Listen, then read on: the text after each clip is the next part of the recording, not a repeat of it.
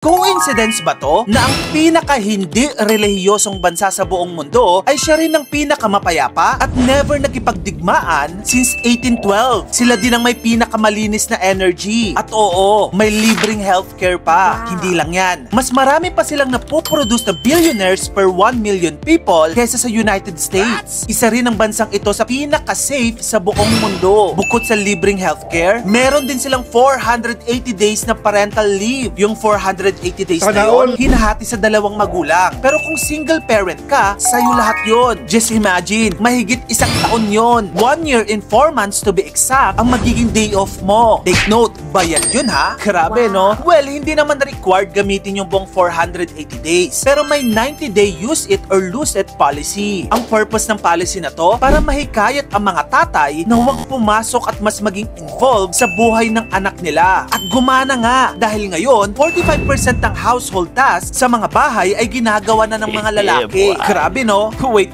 Nakalimutan ko nang banggitin kung anong nga bang bansa ito. Welcome to Sweden. Ang isa sa pinakamasayang bansa sa buong mundo ayon sa Global Finance Magazine. Sa Sweden, pagdating sa energy at recycling naman, ibang level. Less than 1% ng basura nila ang nauuwi sa landfill. Bakit kamo? Kasi nagawa nilang i-convert ang basura nila into energy in an eco-friendly way. As in, ganun sila ka-efficient na pati basura ng ibang bansa, sila na rin ang kumukuha. San ka nakakita na nang hihingi na ng basura ng ibang bansa para lang gawing energy? Iba rin talaga ang Sweden. Eto pa, 98% ng kuryente nila galing sa renewables, hydro, wind at solar. Ang target nila, 100% clean electricity by 2040. At yung basura, 0.7% lang ang napupunta sa landfill. Kalahati ng trash nila, ginagawa nilang kuryente. Tapos, may isa pa silang kultura na tinatawag na fika, kung saan umiinom ka ng kape, may pastries, at nagre-relax ka kasama ang friends. Literal na may oras sila para huminga at kumonekta sa ibang tao. And get this, kung wala ang Sweden, wala rin tayong Spotify, Skype, Volvo, at syempre, IKEA. Eto pa, sa Sweden, grabe ang gender equality. Totoong balanse. 45% ng household chores sa bahay, mga lalaki ang gumagawa. Yes, paglalaba, paghugas ng pinggan, paglilinis ng sahig, hindi yan may tuturing na gawaing babae lang sa Sweden. Dapat pati lalaki mag-contribute. At sa kabila ng lahat ng achievements ng Sweden, sa survey ng Gallup International, Sweden consistently ranked as one of the least religious countries in the world. Over 75% ng Swedes ay non-practicing or unaffiliated. Marami sa kanila ang agnostic or atheist. Pero hindi ibig sabihin nun masama silang tao. So ang irony dito, less religion, more results ba? Kasi sa Sweden, walang relihiyon masyado, pero may respeto sa lahat. Hindi sila takot sa equality, diversity, at progressive ideas. Mas marami silang benefits para sa mahihirap, pamilya, at bata. Sa madaling sabi, hindi nila kinabit ang morality sa simbahan lang. Kinabit nila sa policies. Grabe no? Sa tingin mo, meron bang factor ang relihiyon sa pag-succeed ng isang bansa? Tara, pag-usapan natin sa comment section. #SanaAllSweden. Huwag mo na rin pala akong kalimutang i-follow. Mag-subscribe ka na rin sa aking YouTube channel. Yun lang, maraming salamat sa panonood mga kamagkano.